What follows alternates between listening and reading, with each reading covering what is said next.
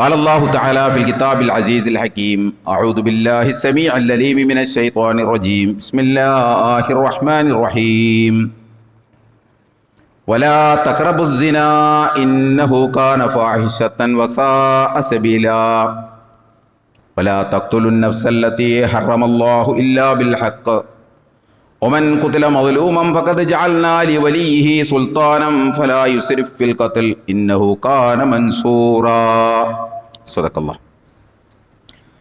صدق الله العلي العظيم وصدق وبلغ رسوله النبي الكريم ونحن على ذلك من الشاهدين الشاكرين والعاقبة للمتقين والحمد لله رب العالمين. സ്നേഹം നിറഞ്ഞ സത്യവിശ്വാസികളായ സഹോദരി സഹോദരന്മാരെ, പ്രപഞ്ചനാഥനായ അള്ളാഹുവിൻ്റെ വിധിവിലക്കുകൾ അതിലംഘിക്കാതെ വ്യക്തിജീവിതത്തെയും കുടുംബജീവിതത്തെയും സാമൂഹ്യ ജീവിതത്തെയും മുന്നോട്ട് നയിക്കണമെന്ന് ആദ്യമായി എന്നോടും പിന്നീട് നിങ്ങളെയും വസിയത്ത് ചെയ്യുകയാണ്, ഉപദേശിക്കുകയാണ്. ജീവിതത്തിലുടനീളം അള്ളാഹു സുബ്ഹാനഹു തആലയുടെ നിയമനിർദ്ദേശങ്ങളനുസരിച്ച് ജീവിക്കുവാനും അവസാനം പൂർണ്ണമായ ഈമാനോടുകൂടി ഈ ലോകത്ത് നിന്ന് വിട പറയുവാനും നാളെ അവൻ്റെ ജന്നാത്തുൽ ഫിർദൗസിൽ അംബിയാ മുർസലിങ്ങളോടൊപ്പം സന്തോഷം കഴിഞ്ഞുകൂടുവാനുമുള്ള തൗഫീക്ക് നൽകി അർഹമുർ-റഹീമിനായ റബ്ബ് നമ്മെല്ലാവരെയും എല്ലാ അർത്ഥത്തിലും അനുഗ്രഹിക്കുമാറാകട്ടെ. കഴിഞ്ഞ ഏതാനും ദിവസങ്ങളിലെ വളരെ ചുരുങ്ങിയ 4, 5, 6 ദിവസങ്ങളിലെ പത്രങ്ങൾ വായിച്ചാൽ മനസാക്ഷിയുള്ളവരെ ആകെ ഞെട്ടിപ്പിക്കുന്ന വാർത്തകളാണ് നമുക്ക് വായിക്കാൻ കഴിയുക. ഒരു 3-4 ദിവസത്തെ പത്രങ്ങൾ വായിക്കേണ്ടി വന്നപ്പോൾ നമ്മൾ ജീവിച്ചുകൊണ്ടിരിക്കുന്ന സമൂഹത്തിൻ്റെ ഗതിയോർത്ത് വലിയ വിഷമം മനസ്സിലുണ്ടായി. ഇങ്ങനെയുള്ള ഒരു സമൂഹത്തിലാണല്ലോ നമ്മൾ ജീവിക്കേണ്ടി വന്നത്, ഒരു ലോക സാഹചര്യത്തിലാണല്ലോ നമ്മൾ ജീവിക്കേണ്ടി വന്നത് എന്നാലോചിക്കുമ്പോൾ ആ പത്രത്തിൽ വന്ന വാർത്തകളുടെ ചുരുക്കം ഞാൻ നിങ്ങളുടെ ശ്രദ്ധയിൽ കൊണ്ടുവരാം. ഒരു 3-4 ദിവസത്തെ പത്രങ്ങളിൽ വന്നത് മാത്രമാണ്. സംബന്ധമായി ചിലതൊക്കെ നമ്മൾ പറഞ്ഞു പോയിട്ടുണ്ട്. വിവാഹ വാഗ്ദാനം നൽകി പെൺകുട്ടിയെ പീഡിപ്പിച്ചു. പ്രണയം നടിച്ച് പെൺകുട്ടിയെ ലൈംഗിക പീഡനത്തിന് ഇരയാക്കി. യു.പിയിൽ നഴ്സിനെ ബലാത്സംഗം ചെയ്ത് ഡോക്ടർ കൊന്നു. ആ ഡോക്ടറെ അറസ്റ്റ് ചെയ്തു. ബംഗളൂരിൽ ബൈക്കിൽ ലിഫ്റ്റ് കൊടുക്കാൻ കയറ്റിയ പെൺകുട്ടിയെ, വിദ്യാർത്ഥിനിയെ ബൈക്കുകാരൻ പീഡിപ്പിച്ചു. ഉത്തരാഖണ്ഡിൽ നിർത്തിയിട്ട ബസ്സിൽ ഉണ്ടായിരുന്ന പെൺകുട്ടിയെ 15 പേര് കൂടി ചേർന്ന് കൂട്ടബലാത്സംഗം ചെയ്തു.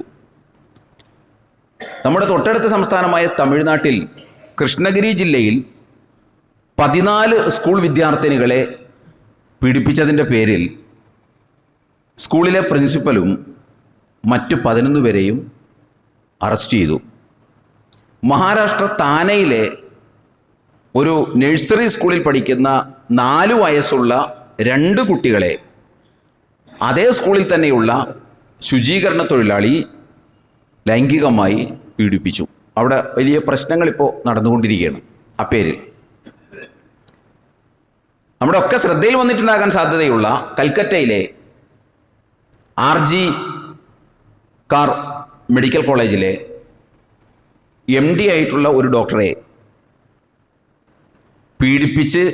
ലൈംഗികമായി പീഡിപ്പിച്ച് കഴുത്ത് ഞെരിച്ച് കൊന്നുകളഞ്ഞു.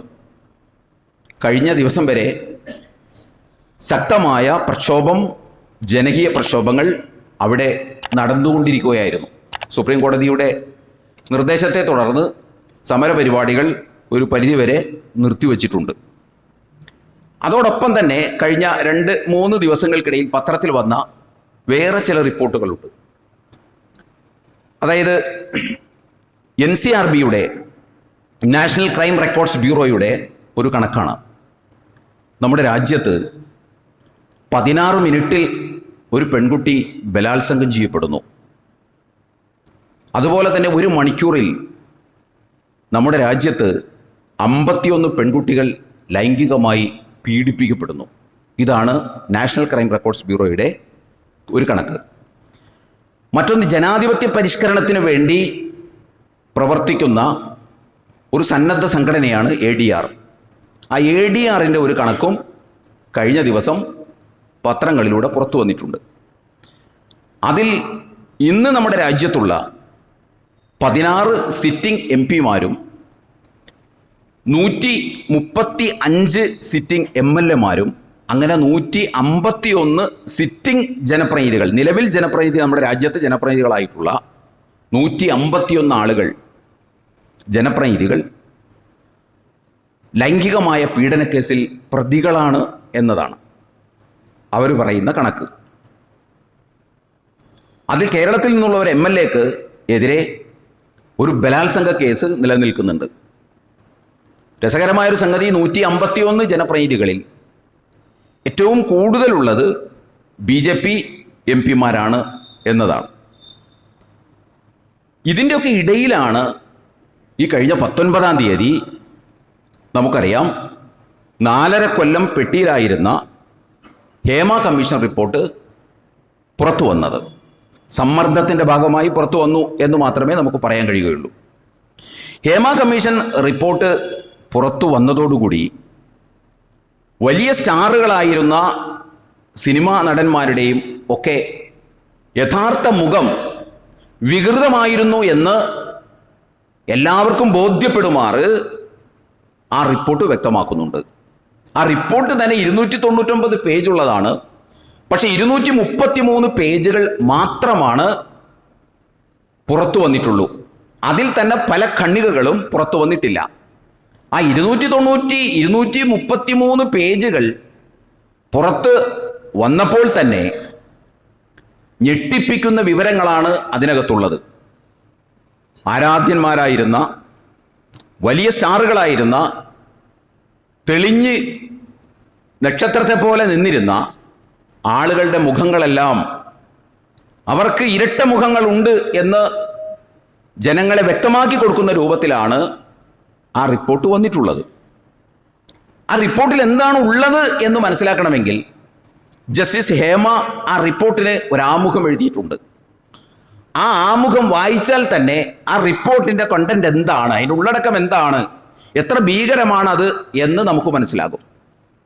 ജസ്റ്റിസ് ഹേമ അതിനെഴുതിയിട്ടുള്ള ആമുഖം എന്ന് പറയുന്നത് ഇതാണ്: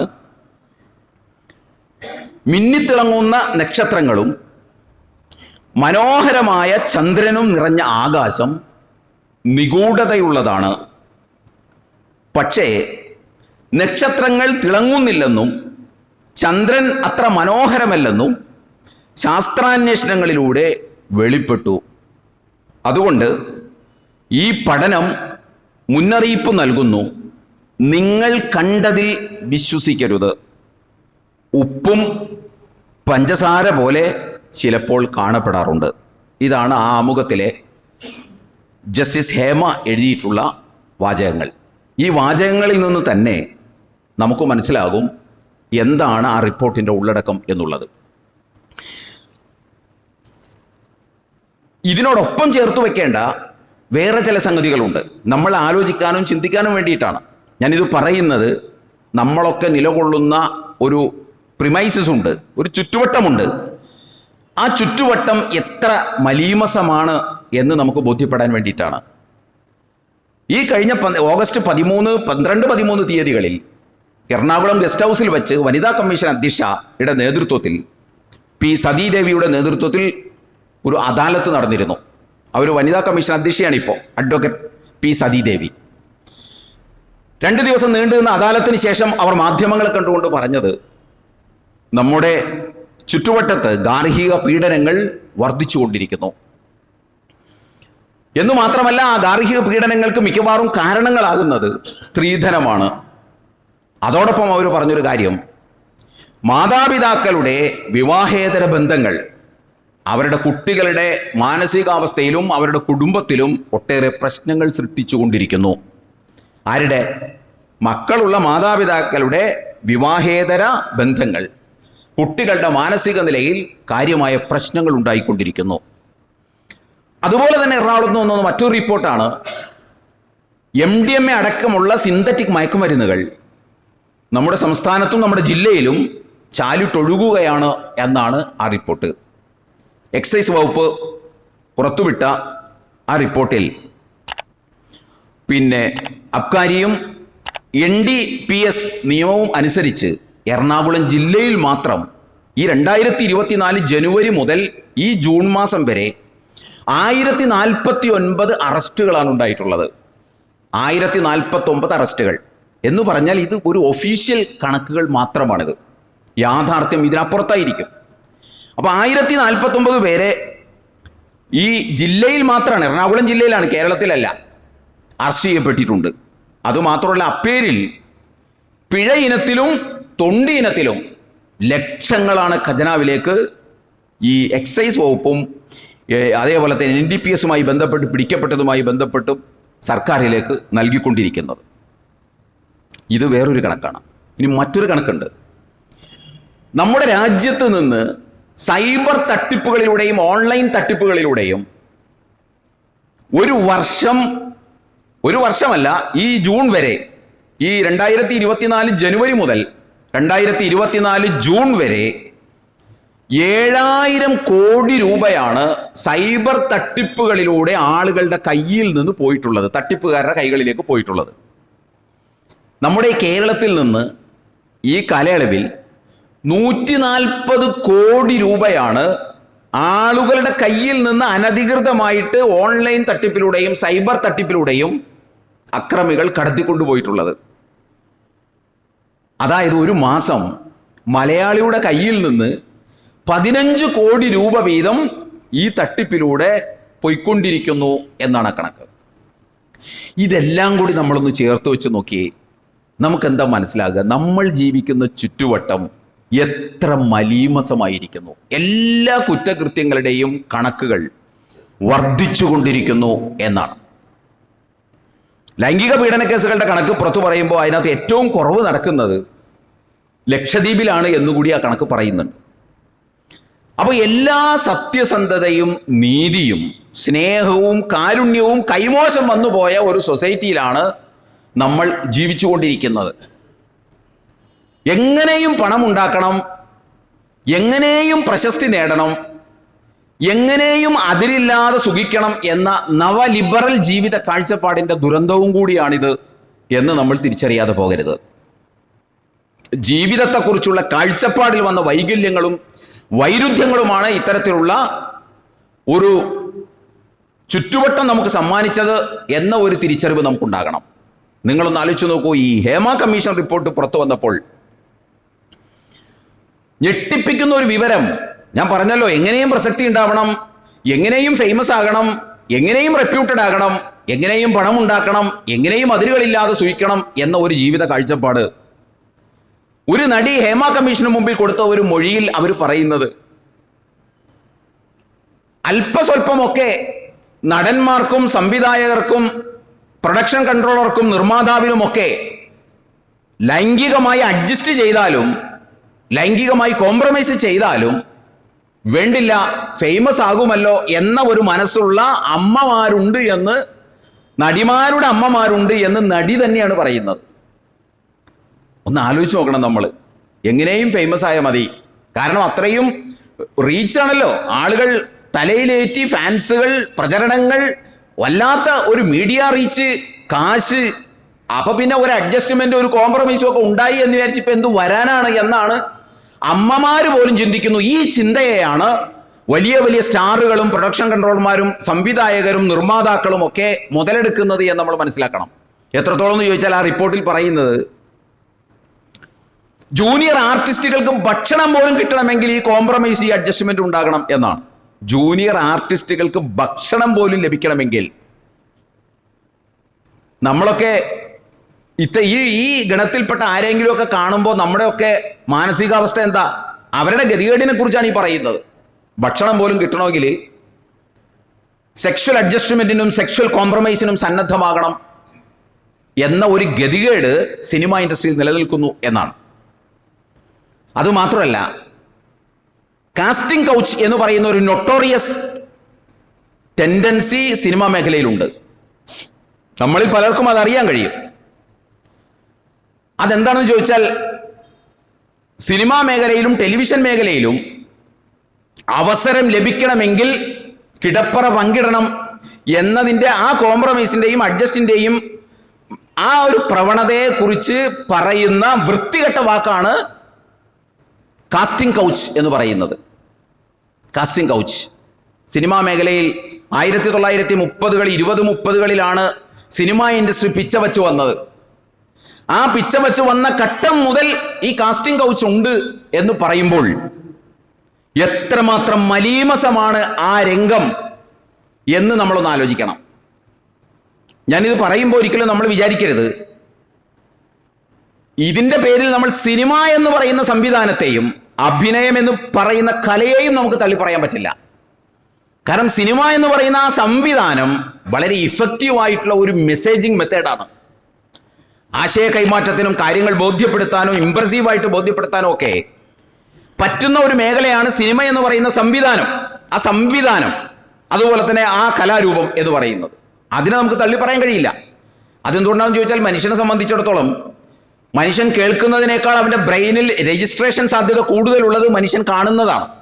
അതുകൊണ്ടാണ് വിഷ്വൽ മീഡിയകൾക്കും പിന്നെ അത്തരം സംഗതികൾക്കൊക്കെ ആളുകൾ കൂടുതൽ അട്രാക്ഷൻ വരാനുള്ള കാരണം. ഒരാളെ പറഞ്ഞു ബോധ്യപ്പെടുന്നതിനേക്കാൾ എളുപ്പമാണ് ഒരാളെ കാണിച്ച് ബോധ്യപ്പെടുത്തുക എന്ന് പറയുന്നത്.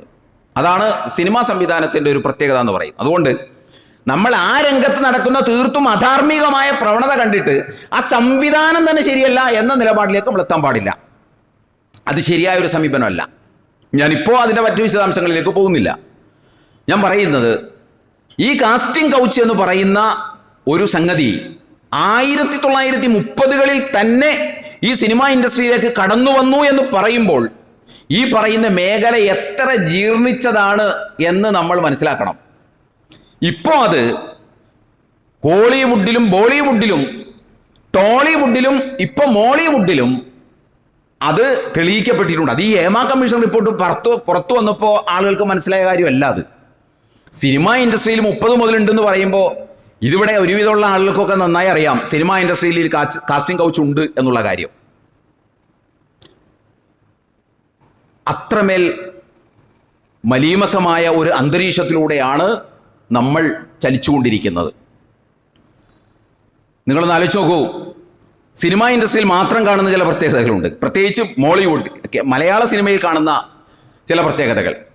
നമ്മൾ ആളുകളെ കൊല്ലാനൊക്കെ ആയിട്ട് കൊട്ടേഷൻ കൊടുക്കുന്നതിൻ്റെ കഥകളും ചിത്രങ്ങളും വാർത്തകളും ഒക്കെ നമ്മൾ പത്രത്തിൽ വന്നിട്ടുണ്ട്. പക്ഷെ ബലാത്സംഗം ചെയ്യാൻ വേണ്ടിയിട്ട് കൊട്ടേഷൻ കൊടുത്തത് ഈ കേരള സിനിമാ ഇൻഡസ്ട്രിയിലാണ് നമുക്ക് കാണാൻ കഴിയുക. ബലാത്സംഗം ചെയ്യാൻ വേണ്ടി കൊട്ടേഷൻ കൊടുത്തത് അതിൻ്റെ ഭാഗമായിട്ടാണ് യഥാർത്ഥത്തിൽ ഈ ഹേമ കമ്മീഷൻ തന്നെ രൂപീകരിക്കുന്നതും അതിൻ്റെ റിപ്പോർട്ടൊക്കെ പുറത്തു വരുന്നതും അതിൻ്റെ ഭാഗമായിട്ടാണ്.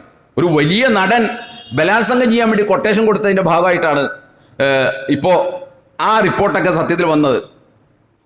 അതേപോലെ തന്നെ നിങ്ങളൊന്ന് ആലോചിച്ച് നോക്കണം, മറ്റെല്ലാ ഇൻഡസ്ട്രിയിലും മേഖലയിലും ആളുകളെ എടുക്കുന്നത് അഭിമുഖത്തിൻ്റെ ഭാഗമായിട്ടും അവരുടെ യോഗ്യതയും പരിഗണിച്ചുകൊണ്ടാണ്. എന്നാൽ സിനിമാ ഇൻഡസ്ട്രിയിൽ നടിമാരെയൊക്കെ എടുക്കുന്നത് കോംപ്രമൈസിനും അഡ്ജസ്റ്റ്മെൻറ്റിനും സന്നദ്ധതയുണ്ടോ എന്നതിൻ്റെ അടിസ്ഥാനത്തിലാണ്. വേറെ ഏത് തൊഴിൽ മേഖലകളിലാണ് അല്ലെങ്കിൽ ഇൻഡസ്ട്രിയിലാണ് തൊഴിൽ ചെയ്യാൻ പോകുന്ന സ്ത്രീ മാതാപിതാക്കളെയും കൂടി കൂട്ടി പോകുന്നത്? വേറെ ഏതെങ്കിലും മേഖലയുണ്ടോ? ഒരുപാട് സ്ത്രീകൾ ഇവിടെ ജോലി ചെയ്യണില്ലേ? ആ സ്ത്രീകൾ രാവിലെ ജോലിക്ക് പോകുന്നത് മാതാപിതാക്കളെയും കൂടി കൂട്ടിയിട്ടാണോ? അല്ല. പക്ഷെ സിനിമാ ഇൻഡസ്ട്രിയിൽ, കേരളീയ സിനിമാ ഇൻഡസ്ട്രിയിൽ നടിമാർ അഭിനയിക്കാൻ അവരുടെ ജോലി സ്ഥലത്തേക്ക് പോകുന്നത് സ്വന്തം മാതാപിതാക്കളെയും കൂടി കൂട്ടിയാണ് എന്ന് ഹേമ കമ്മീഷൻ റിപ്പോർട്ടാണ് പറയുന്നത്. ഇവിടുത്തെ ഏതെങ്കിലും മതപുരോഹിതം പറയുന്നതല്ല. ഹേമ കമ്മീഷൻ റിപ്പോർട്ടിലുള്ള ഇതിനേക്കാൾ ഗുരുതരമായി ഞെട്ടിപ്പിക്കുന്ന വിവരങ്ങൾ പുറത്തുവിട്ടിട്ടുണ്ട്. അപ്പോൾ ഒന്ന് ആലോചിച്ച് നോക്കുക, എന്താണ് ഇവിടുത്തെ അന്തരീക്ഷം എന്ന് പറയുന്നത്? എന്താണ് നമ്മുടെ ചുറ്റുവട്ടത്ത് നിലനിൽക്കുന്ന ജീർണത, ലൈംഗിക ജീർണത, ധാർമ്മിക ജീർണത എന്നൊക്കെ പറയുന്നത്? ഒന്ന് ആലോചിച്ച് നോക്കി. ഭയം തോന്നുന്നില്ലേ നമുക്ക്? മനുഷ്യൻ ഈ കോലത്തിൽ മുന്നോട്ട് പോയാൽ, സമൂഹം മുന്നോട്ട് പോയാൽ എവിടെയായിരിക്കും ചെന്ന് എത്തിപ്പെടുക? ആരോടും ഒരാൾക്കും ഒരു കമ്മിറ്റ്മെൻറ്റും ഇല്ലാത്ത, അവനവന് സുഖിക്കണം, അവനവന് പണമുണ്ടാക്കണം, അവനവന് ഫേമസ് ആകണം എന്നതിനപ്പുറം വേറെ ഒരു കമ്മിറ്റ്മെൻറ്റും ഇല്ല. നിങ്ങളൊന്ന് ആലോചിച്ച് നോക്കൂ, ഞാനിപ്പോൾ കുറേ റിപ്പോർട്ട് നിങ്ങളുടെ മുമ്പിൽ വായിച്ചില്ലേ? ആ വായിച്ചതിൽ നിന്ന് ആരാണ് അതിനകത്ത് മുക്തമായിട്ടുള്ളത്? ആരെങ്കിലും മുക്തമായിട്ടുണ്ടോ? നിങ്ങളൊന്ന് നോക്കൂ, ഡോക്ടർമാർ അതിനകത്തുണ്ട്, സാധാരണക്കാരനുണ്ട്, അതുപോലെ തന്നെ എഞ്ചിനീയർമാരുണ്ട്, ഡോക്ടേഴ്സുണ്ട്, പിന്നെ അതുപോലെ തന്നെ മതപുരോഹിതന്മാരുണ്ട്, സിനിമാ നടന്മാരുണ്ട്, പോലീസ് ഉദ്യോഗസ്ഥന്മാരുണ്ട്, അധ്യാപകരുണ്ട്, പ്രൊഫസർമാരുണ്ട്. ആരെ ഈ മേഖലയിൽ നിന്ന് മുക്തമായിട്ടുള്ളത്? പുരോഹിതന്മാർ, എല്ലാ മതത്തിലെയും പുരോഹിതന്മാരുണ്ട് എന്നുള്ളതാണ്. എത്രത്തോളം എന്ന് ചോദിച്ചാൽ ഇപ്പൊ അവസാനത്തിൽ ഒരു വാർത്ത നമ്മൾ കണ്ടത് ഉംറക്ക് കൊണ്ടുപോകുന്നിടത്ത് പോലും പീഡനങ്ങളാണ് എന്നാണ് പറയുന്നത്. ഒന്ന് ആലോചിച്ച് നോക്കൂ എവിടെ എത്തി എന്നുള്ളത്. അപ്പൊ നമ്മൾ മനസ്സിലാക്കേണ്ടത്, ഇത് ഇത്രയും വിശദമായിട്ട് നമ്മളിത് പറഞ്ഞത്, നമുക്കൊരു സ്ഥലകാലബോധം വേണമല്ലോ. ഞാൻ എവിടെയാണ് നിൽക്കുന്നത് എന്നതിനെക്കുറിച്ചുള്ള ഒരു സ്ഥലകാലബോധം നമുക്കുണ്ടാവണ്ടേ? അതിനു വേണ്ടിയിട്ടാണ് ഇത്രയും കാര്യങ്ങൾ പറഞ്ഞത്. നമ്മൾ മനസ്സിലാക്കണം, ഇതിനൊന്നും ഒരു പരിഹാരം യഥാർത്ഥത്തിൽ ഉണ്ടാവില്ല. ഇതൊന്നും പരിഹരിക്കാൻ കഴിയുന്ന കോലത്തിലല്ല ഉള്ളത്. ഞാനിത് പറയുമ്പോൾ അതിശയപ്പെടുകയൊന്നും വേണ്ട. ഇപ്പം തന്നെ നിങ്ങളൊന്ന് ആലോചിച്ച് നോക്കൂ. ഹേമ കമ്മീഷൻ റിപ്പോർട്ടാണ് ഇപ്പോൾ ഏറ്റവും അവസാനമായി കേരളക്കരയിൽ എല്ലാ രംഗത്തുള്ള ആളുകളും ചർച്ച ചെയ്തുകൊണ്ടിരിക്കുന്നത്. ഹേമ കമ്മീഷൻ റിപ്പോർട്ടാണ്. ഈ ഹേമ കമ്മീഷൻ റിപ്പോർട്ട്, ആ റിപ്പോർട്ട് സമർപ്പിക്കുന്നത് 2019 ഡിസംബറിലാണ് സംസ്ഥാന ഭരിക്കുന്ന മുഖ്യമന്ത്രിക്ക് ഹേമ കമ്മീഷൻ സമർപ്പിക്കുന്നത്. ഡിസംബറിൽ 4.5 കൊല്ലമായി ആ റിപ്പോർട്ട് ഭരണകൂടത്തിൻ്റെ പെട്ടിയിലിരിക്കുന്നത്. 4.5 കൊല്ലമായി.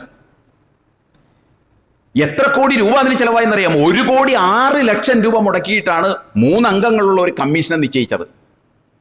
എന്നിട്ട് ആ കമ്മീഷൻ റിപ്പോർട്ട് സമർപ്പിച്ചതിന് ശേഷം 4.5 കൊല്ലമായി യഥാർത്ഥത്തിൽ ആ റിപ്പോർട്ട് പുറത്തുവിടാതെ ഇരിക്കുന്നത്. എന്തിനാണ് പിന്നെ കമ്മീഷൻ ഉണ്ടാക്കിയത്? അതാണ് ഞാൻ പറയുന്നത്. ഇപ്പൊ ഹേമ കമ്മീഷൻ റിപ്പോർട്ട് പുറത്തു വന്നപ്പോൾ ഒരുപാട് നിർദ്ദേശങ്ങൾ അതിനകത്തുണ്ട്. ആ നിർദ്ദേശങ്ങളൊന്നും ഇവിടെ നടപ്പാക്കാനൊന്നും പോകുന്നില്ല. ആ നിർദ്ദേശങ്ങളിൽ വേതന തുല്യത ഒരുപക്ഷെ എന്തെങ്കിലുമൊക്കെ ആയിരുന്നിരിക്കും. അവർക്ക് ടോയ്ലറ്റ് സൗകര്യങ്ങളും അടിസ്ഥാന സൗകര്യങ്ങളും ചിലപ്പോൾ നടിമാർക്ക് എല്ലാവർക്കും കിട്ടുന്ന രൂപത്തിൽ എന്തെങ്കിലുമൊക്കെ ഉണ്ടാകുമായിരിക്കും. അവർ കുറ്റിക്കാട്ടിലും മറ പിടിച്ചുമൊക്കെയാണ് മൂത്രമൊഴിക്കാൻ പോകുന്നത് എന്ന് പറയുന്നത് നടിമാരാണ്. നമ്മളൊക്കെ വലിയ ബഹുമാന ആദരവോടുകൂടി വലിയ ആരാധ്യ പുരുഷന്മാരായിട്ട് ഒക്കെ കാണുന്ന ആളുകളുടെ കോലാണ് ഈ പറയുന്നത്. ആ അവസ്ഥക്ക് ഒരു മാറ്റം ഉണ്ടാകും. പക്ഷേ കാസ്റ്റിംഗ് കൗച്ച് എന്ന് പറയുന്നതും അഡ്ജസ്റ്റ്മെന്റ് കോംപ്രമൈസ് എന്നൊക്കെ പറയുന്ന ആ ഒരു സംഗതിക്ക് ഒരു മാറ്റം ഉണ്ടാവില്ല. എന്തുകൊണ്ട് മാറ്റം ഉണ്ടാവില്ല എന്ന് ചോദിച്ചാൽ, ഒന്നാമത്തെ കാരണം, ഇത്തരം കുറ്റകൃത്യങ്ങൾ ശിക്ഷിക്കപ്പെടണമെന്ന് നമ്മൾ ആഗ്രഹിക്കുമ്പോഴും ശിക്ഷ നടപ്പാക്കേണ്ട ആളുകൾക്ക് ഇതിനകത്ത് താല്പര്യമില്ല. അതിന് ഒന്നാമത്തെ കാരണമാണ് ഞാനിപ്പോൾ ഈ പറഞ്ഞത്.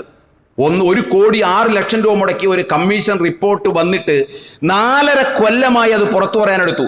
ഇപ്പോഴും നമ്മൾ മനസ്സിലാക്കേണ്ടത് നിലവിലുള്ള ഭരണകൂടത്തിന്റെ ഇച്ഛാശക്തി കൊണ്ട് പുറത്തു വന്നതല്ല.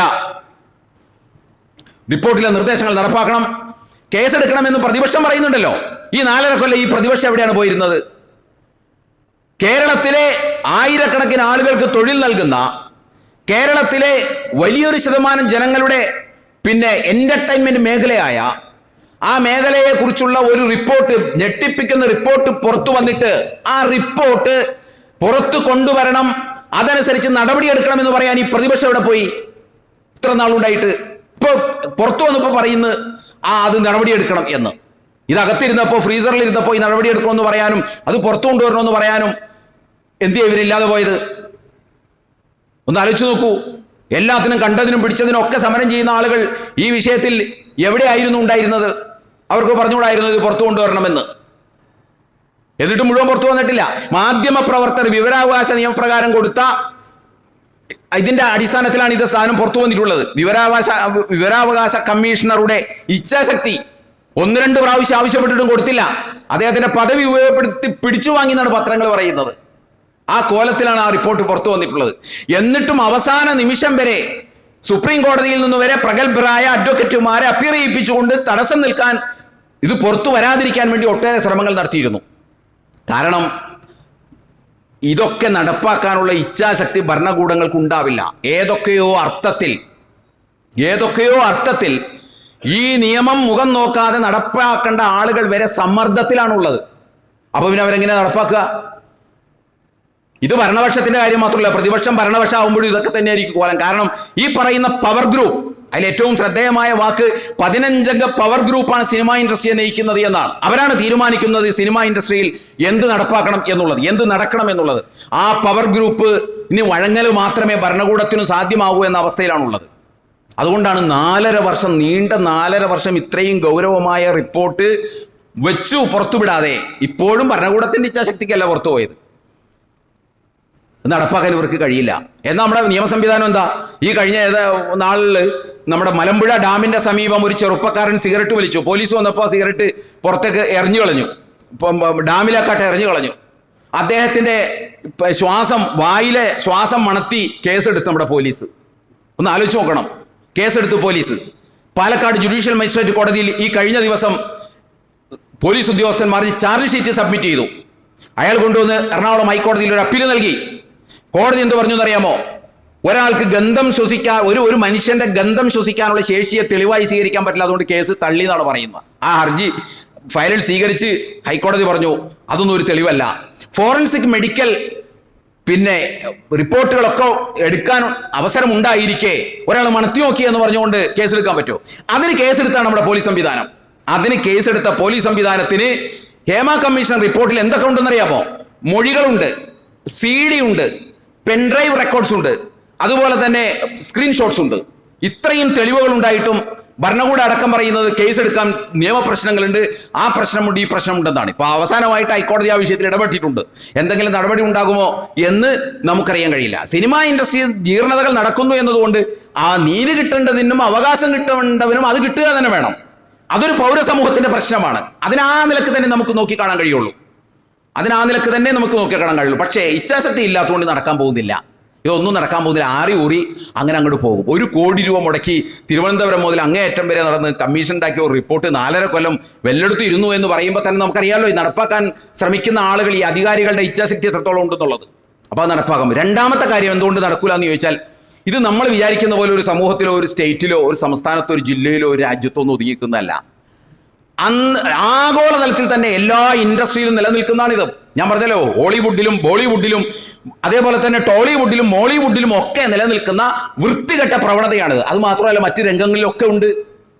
ഷോപ്പുകളിലുണ്ട്, ആശുപത്രികളിലുണ്ട്, ലാബിലുണ്ട്, തുണിക്കടകളിലുണ്ട്, എല്ലായിടത്തും ഉണ്ട് ഇത്. അതൊരു വശത്ത് അങ്ങനെ നിലനിൽക്കുമ്പോൾ ലോകത്തെ ഇന്നത്തെ ഏറ്റവും വലിയ വ്യവസായം എന്ന് പറയുന്നത് പോൺ വ്യവസായമാണ്. അശ്ലീല വീഡിയോകൾ നിർമ്മിച്ച് പുറത്തോട്ട് വിടുക, അതാണ് ഇന്നത്തെ ഏറ്റവും വലിയ വ്യവസായം. ഇതിന്ന് ഏതൊരു കുട്ടിയുടെ കയ്യിലും നിഷ്പ്രയാസം അവന്റെ കയ്യിൽ ഇതെത്തുകയാണ്. വലിയ അഭിമാനമുള്ള ആളുകൾക്ക് ആ അഭിമാനം നിലനിർത്തിക്കൊണ്ട് ഈ വൃത്തികേടുകൾ കാണാനുള്ള സൗകര്യം ഇന്റർനാഷണൽ ഗ്ലോബൽ ലെവലിൽ തന്നെ സംവിധാനിച്ചു വച്ചതിന് ശേഷം ഇത് പരിഹരിക്കാൻ ശ്രമിക്കുക എന്ന് പറയുന്നത്, ഞാൻ പലപ്പോഴും പറയാറുള്ളത് പോലെ, വയറിളക്കത്തിന് സ്നഗ്ഗി കെട്ടുക എന്ന് പറയുന്ന ഒരു പരിഹാരം മാത്രമേ ആവുള്ളൂ. ബാക്കിയുള്ള പരിഹാരങ്ങളെല്ലാം മുകളിലൂടെ ആവണക്കെണ്ണ കൊടുത്തതിന് ശേഷം വയറിളകുമ്പോൾ സ്നഗ്ഗി കെട്ടിയ മതി എന്ന് പറയുന്നത് പോലുള്ള പരിഹാരമാണ്. ആദ്യം ആവണക്കെണ്ണ കൊടുക്കുന്നത് നിർത്തണം, എന്നിട്ട് മരുന്ന് കൊടുക്കണം, എന്നിട്ട് തൽക്കാലം പരിസരം വൃത്തികേടാകാതിരിക്കാൻ വേണ്ടി ഒരു സ്നഗ്ഗി കെട്ടണം. അല്ലാതെ ആവണക്കെണ്ണ മുകളിലൂടെ കൊടുത്തുകൊണ്ടിരിക്കുകയും ഇവിടെ സ്നഗ്ഗി കെട്ടിക്കൊണ്ടിരിക്കുകയും ചെയ്യുന്ന വൃത്തികെട്ട പരിഹാര നിർദ്ദേശങ്ങളാണ് ഭരണകൂടവും അതല്ലാത്ത ആളുകളും മുന്നോട്ട് വെച്ചുകൊണ്ടിരിക്കുന്നത്. ശാശ്വതമായ പരിഹാരമാണ് ഇതിനാവശ്യം. പക്ഷെ ആ പരിഹാരം ഉണ്ടാക്കുക എന്ന് പറയുന്നത് അത്ര എളുപ്പമുള്ള കാര്യമല്ല. കാരണം എന്താണെന്ന് ചോദിച്ചാൽ, അത്രയും വലിയ ഭീമന്മാരാണ് ഈ പറയുന്ന അശ്ലീല വീഡിയോകൾ, പോൺ വീഡിയോസ് നിർമ്മിച്ച് ലോകവ്യാപകമായി അഴിച്ചുവിട്ടുകൊണ്ടിരിക്കുന്നത്. ഇതാണ് കാണുന്നത് ആളുകൾ. ആ കണ്ടതാ ഇപ്പോൾ നടപ്പാക്കാൻ ശ്രമിച്ചുകൊണ്ടിരിക്കുന്നത്, വേറെ ഒന്നുമല്ല. ആ കണ്ടതാണ് ഇപ്പോൾ ഈ നടപ്പാക്കാൻ ഉദ്ദേശിച്ചുകൊണ്ടിരിക്കുന്നത്. അപ്പം അതുകൊണ്ട് അത് നടപടിയുള്ള കാര്യമാണെന്ന് വിശ്വസിക്കാൻ ബുദ്ധിമുട്ടുണ്ട് നമുക്ക്, നമ്മുടെ ഒരു കോമൺ സെൻസ് ഉപയോഗിച്ച്. കാരണം വമ്പന്മാർ പല്ലും നഖവും ഉപയോഗിച്ച് പിടിയമർത്തിയിരിക്കുന്ന, ആഗോളതലത്തിൽ പിടിയമർത്തിയിരിക്കുന്ന ഒരു മേഖലയാണിത്. എന്തിനേറെ നിങ്ങളൊന്ന് ആലോചിച്ച് നോക്കൂ. ആളുകൾക്ക്, മൂന്നാമത്തെ കാരണം എന്താണെന്ന് ചോദിച്ചാൽ, ആളുകൾക്കും എന്തില്ല, ഇതിങ്ങനെയൊക്കെ തന്നെ മതി എന്നതാണ് ആളുകളുടെയും മനോഭാവം. എങ്കിലാണ് അവരുടെ ലൈംഗിക താല്പര്യങ്ങളൊക്കെ, സാമ്പത്തിക താല്പര്യങ്ങളൊക്കെ, കുടിലമായ താല്പര്യങ്ങളൊക്കെ സംരക്ഷിക്കാൻ പറ്റുള്ളൂ. അല്ലാതെ ഇത് ഒരു ഭയങ്കര ധാർമ്മികമായ ഒരു മോറൽ വാല്യൂസ് നിലനിൽക്കുന്ന ഒരു സൊസൈറ്റി ആയിട്ട് കൺവേർട്ട് ചെയ്യപ്പെടണം എന്നൊന്നും ഇവിടെ ആർക്കും ആഗ്രഹമില്ല. ഇതൊക്കെ ഇങ്ങനെയൊക്കെ തന്നെ മതി. യൂട്യൂബ് ഒന്ന് തുറന്നു നോക്കിയറിയാം, മലയാളി പെണ്ണുങ്ങൾ തന്നെ അവരുടെ ശരീരം വിറ്റുകൊണ്ട് കാശ്, യൂട്യൂബ് വരുമാനം ഉണ്ടാക്കാൻ ശ്രമിച്ചുകൊണ്ടിരിക്കുമ്പോൾ പിന്നെ ആർക്ക് വേണ്ടിയിട്ടാണ് ഇത് നമ്മൾ ഈ സാമൂഹിക ധാർമ്മിക മേഖലകളെ പൊളിച്ചു പണിയാൻ ശ്രമിക്കുന്നത്? ഒന്ന് ആലോചിച്ച് നോക്കൂ.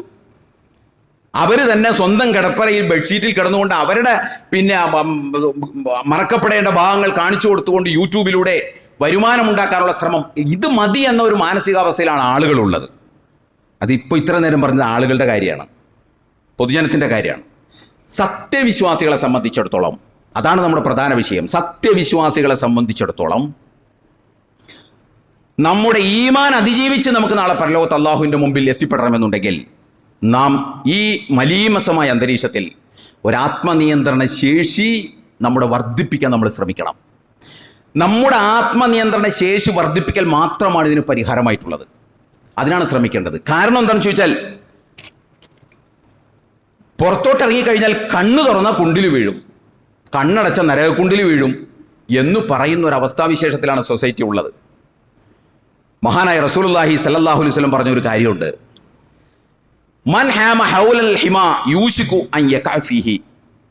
വിലക്കപ്പെട്ട സ്ഥലത്തിൻ്റെ പരിസരത്തുകൂടി നടന്നാൽ അവൻ അങ്ങോട്ട് വീഴാനുള്ള സാധ്യത വളരെ കൂടുതലാണ്. ഇതിനൊരു ഇച്ഛാശക്തി വേണം. കാരണം ഞാൻ ഈ പറഞ്ഞ ചുറ്റുവട്ടാണുള്ളത്. നമുക്ക് നമ്മുടെ അഭിമാനവും എല്ലാം നിലനിർത്തിക്കൊണ്ട് തന്നെ ആരുടെ മുമ്പിലും അതൊന്നും വലിച്ചു കീറപ്പെടാതെ തന്നെ ഈ വൃത്തികേടുകൾ കാണാനും നടപ്പാക്കാനും ഒക്കെ ഉള്ള അവസരങ്ങളുണ്ട്. അങ്ങോട്ട് നമ്മളും ഈ സൊസൈറ്റിയിൽ നമ്മളൊരു കാര്യം മനസ്സിലാക്കേണ്ടത്, നമ്മളൊരു ജീർണമായൊരു സൊസൈറ്റിയിൽ നിൽക്കുമ്പോൾ അതിൻ്റെ എന്തെങ്കിലുമൊക്കെ പാർട്ട് നമ്മളിലേക്കും തെറിച്ചു വീഴാനുള്ള സാധ്യത വളരെ കൂടുതലാണ്. അതില്ലാതിരിക്കണമെന്നുണ്ടെങ്കിൽ ഈമാൻ നിലനിർത്തി കാമിലായ ഈമാനോടുകൂടി ലോകത്ത് നിന്ന് താൻ ഇതുവരെ കാത്തു സൂക്ഷിച്ച ധാർമ്മികമായ വിശുദ്ധി നിലനിർത്തിക്കൊണ്ട് ഈ ലോകത്ത് നിന്ന് വിട പറഞ്ഞു പോകണമെന്നുണ്ടെങ്കിൽ നമ്മൾ കുറച്ച് ഇച്ഛാശക്തി കൈവരിച്ചാലേ മതിയാകുള്ളൂ. അതിനാണ് നമ്മൾ ശ്രമിക്കേണ്ടത്. വിശുദ്ധ ഖുർആൻ 17-ാം അധ്യായം സൂറത്തുൽ ഇസ്രായേൽ 32-ാമത്തെ വചനത്തിൽ അല്ലാഹു സുബ്ഹാനഹു വ തആല പറഞ്ഞു, ആമുഖത്തിൽ അതിൽ ഓതി വെച്ചതാണ്, വലാ തഖറബുസ് സിനാ ഇന്നഹു കാന ഫാഹിശതൻ വസാഅ സബീല. നിങ്ങൾ വ്യഭിചാരം ചെയ്യരുത്, അത് അങ്ങേയറ്റത്തെ വൃത്തികെട്ട പരിപാടിയാണ്, അത് ഈവിൾ വേ ആണ്, അങ്ങേയറ്റം മോശമായ വഴിയാണത് അഡൽട്ടറി എന്ന് പറയുന്നത്. അത് നിങ്ങൾ ചെയ്യരുത് എന്നല്ല അല്ലാഹു പറഞ്ഞത്, നിങ്ങൾ വ്യഭിചാരം ചെയ്യരുത് എന്നല്ല ഖുർആന്റെ പ്രയോഗം. വലാ തഖ്റബു, നിങ്ങൾ വ്യഭിചാരത്തോട് അടുത്തു പോകരുത് എന്നാണ്. എന്ന് പറഞ്ഞാൽ വ്യഭിചാരത്തിലേക്ക് നയിക്കാൻ സാധ്യതയുള്ള പരിസരത്തേക്ക് പോലും നമ്മൾ പോകരുത് എന്നാണ്. കാരണം ഈ വികാരത്തിന് ചില പ്രത്യേകതകളുണ്ട്. അത് മറ്റൊരു ഖുതുബയിൽ നമുക്ക് പറയാം. നമുക്കൊരുപാട് വികാരങ്ങളുണ്ട്. ആ വികാരങ്ങളിൽ നിന്നൊക്കെ ഒരുപാട് പ്രത്യേകതകളുള്ള വികാരമാണ് ലൈംഗിക വികാരം എന്ന് പറയുന്നത്. അതുകൊണ്ട് പരിസരത്തേക്ക് പോലും പോകരുത് എന്ന് അല്ലാഹു സുബ്ഹാനഹു വ തആല പറഞ്ഞു. അതുകൊണ്ട് അതിനുള്ള സാധ്യതകൾ നമ്മൾ ഒഴിവാക്കാം. ആദ്യം ചെയ്യേണ്ടത് അതാണ്. ആ സാധ്യതകളിലേക്ക് നമുക്ക് ആദ്യമൊന്നും അത് തോന്നൂല, പക്ഷെ പിന്നെ അതിൻ്റെ പൈശാചികതയും കൂടെ കൂടുമ്പോൾ നമ്മൾ എല്ലാം മറന്നു പോകും, അല്ലെങ്കിൽ നമ്മളെ കൊണ്ട് എല്ലാം മറപ്പിച്ചു കളയും. പിന്നെ എല്ലാം കഴിഞ്ഞ് കഴിയുമ്പോഴാണ് ബോധം ഉണ്ടാവുള്ളൂ, അല്ല ഇതെന്താ ഇങ്ങനെയായിപ്പോയത് എന്ന്. അതുകൊണ്ട് നമ്മൾ വളരെയധികം കെയർഫുൾ ആകണം, വിജിലൻ്റ് ആകണം ആ വിഷയത്തിൽ. അതോടൊപ്പം തന്നെ ഈ ആത്മനിയന്ത്രണ ശേഷി വർദ്ധിപ്പിക്കാനുള്ള ഏക മാർഗം എന്താണെന്ന് ചോദിച്ചാൽ, ഒന്നാമത് ദൈവബോധവും പരലോകബോധവും നമ്മൾ ശക്തിപ്പെടുത്തണം. അതിനുള്ള മാർഗങ്ങൾ നമ്മൾ മുന്നിൽ കാണണം. ഒട്ടേറെ മാർഗങ്ങളുണ്ട്, പലതും നമ്മളിത് പറഞ്ഞിട്ടുണ്ട്, അതൊന്നും ഇപ്പോൾ വിശദീകരിക്കാൻ സമയമില്ല.